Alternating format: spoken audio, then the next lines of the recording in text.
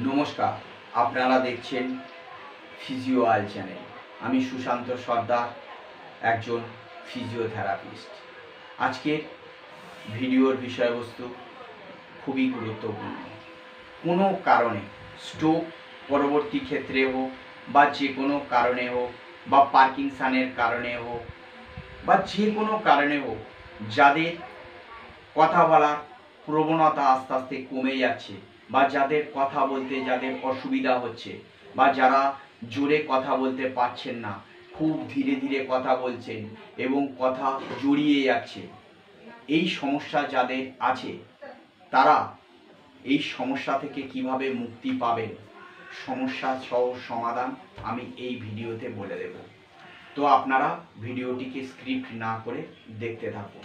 তো প্রথমে বলি, যাদের এই রকমভাবে সমস্যা হচ্ছে তারা যে কোনো ডাক্তারবাবুকে দেখিয়ে নেবে, ইএনটি ডাক্তারবাবুকে দেখিয়ে নিতে পারেন, বা স্পিচজনিত সমস্যা যেহেতু যাদের কথার সমস্যা, তারা কোনো স্পেশালাইজড ডাক্তারকে দেখিয়ে নিতে পারেন।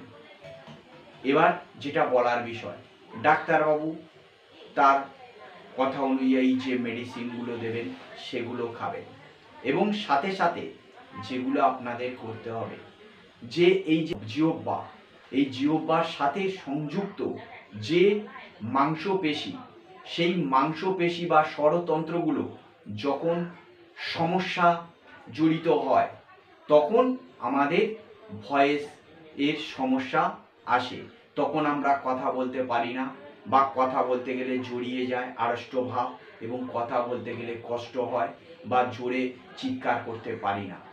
এই সমস্যা থেকে মুক্তি পাওয়ার জন্য ডাক্তারবাবুর মেডিসিন তো খাচ্ছেন, তার সাথে সাথে যে এক্সারসাইজগুলো করবেন, যেমন প্রথম যে আমি এক্সারসাইজগুলো দেখাচ্ছি, প্রথম যে এক্সারসাইজ পরস্পর দেখিয়ে যাব, ভিডিওটি স্ক্রিপ্ট করবেন না, কথাগুলো ভালো করে শুনবেন, কিভাবে কি করছি সেইগুলো দেখবেন, তারপরে আপনারা শুরু করবেন।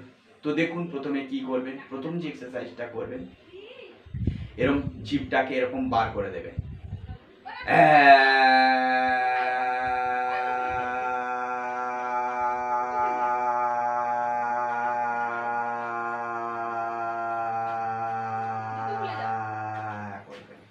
জিভটাকে এরকম বার করে রেখে দীর্ঘ শ্বাস জোরে জোরে আওয়াজ করার চেষ্টা করবে। আরো একবার আমি দেখিয়ে দিচ্ছি,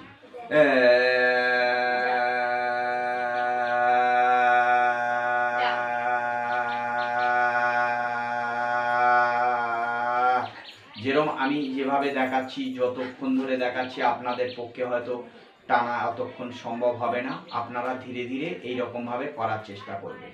এর পরবর্তী ক্ষেত্রে কি করবেন, জিভটাকে ঠিক জিভের উপরের তালুতে ঠেকিয়ে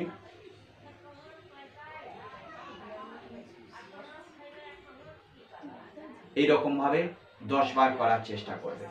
তারপরে কি করবেন, এরকম ভাবে উলু দেওয়ার চেষ্টা করবেন,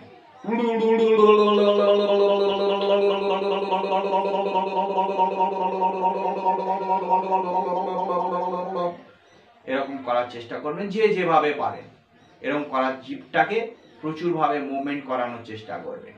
এরপরে কি করবেন, মুখের মধ্যে এয়ারটাকে, হাওয়াটাকে ধরে নেবেন, ধরে নিয়ে এরকম ভাবে ফুঁ দেওয়ার চেষ্টা করবেন।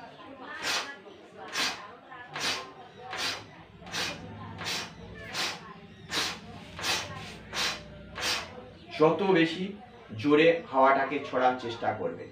তারপরে কি করবেন, মুখের মধ্যে জল ভরবেন, জল ভরে এরকম কুলি করার চেষ্টা করবেন, মুখের মধ্যে জল ভরে কুলি করে জলটাকে বারবার ছুঁড়ে ফেলার চেষ্টা করবেন।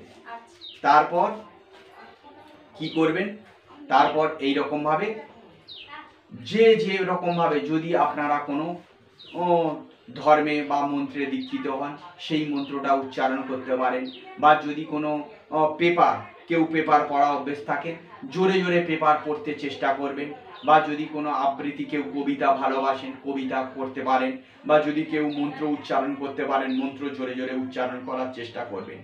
আর সাথে সাথে আপনারা এই যে জিনিসগুলো করবেন, আর যেটা করবেন কি, যদি সম্ভব হয় সব সময়ের জন্যে যেটা বেশি করে করবেন, জিভটাকে সবসময় এরকম করবেন।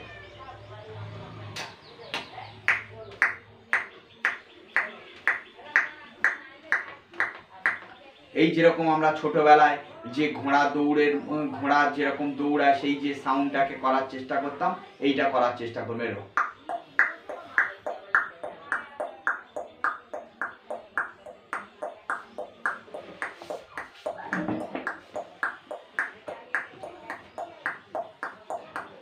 এইটা আপনারা যেগুলো আমি দেখালাম সেগুলো আপনারা দিনে 3 বার করে 10 বার করে করবেন।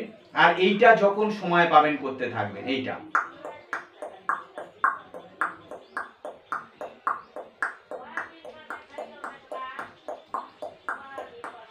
এগুলো করবেন, তাহলে দেখবেন আপনাদের যাদের কথার মধ্যে জড়তা আছে, কথা বলতে অসুবিধা হচ্ছে বা জোরে কথা বলতে পারছেন না, আস্তে আস্তে তাদের ভোকাল কর্ড আগের থেকে অনেক বেশি সক্রিয় হয়ে যাবে এবং আপনারা যে সমস্যার মধ্যে ছিলেন কথা বলা, সেই সমস্যা থেকে সমাধান হয়ে যাবে।